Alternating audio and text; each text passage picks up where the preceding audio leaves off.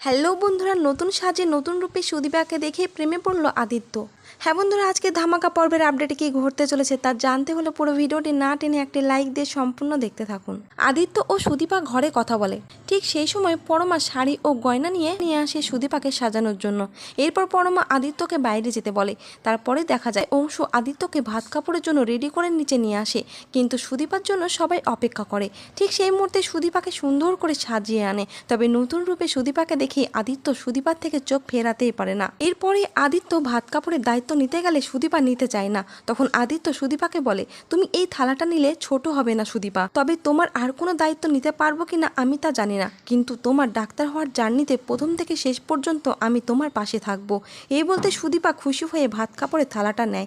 এরপর সকলেই খুশি হয়ে যায়, কিন্তু পরমা খুশি হতে পারে না। তবে এত কিছুর পর মনে হচ্ছে আদিত্য সুদীপার ওপর আস্তে আস্তে করে যেন দুর্বল হয়ে পড়ছে। এমনকি আদিত্য মনে মনে ভাবে, দাদা ভাই এবার তোর আসার সময় হয়ে গেছে, এবার তোকে আসতেই হবে, কারণ আমি সব ঠিক করে দিয়েছি। তো বন্ধুরা, তোমরাও কি এটাই চাও সুদীপা ও আদিত্যর মধ্যে যেন আস্তে আস্তে ভালোবাসা তৈরি হয়?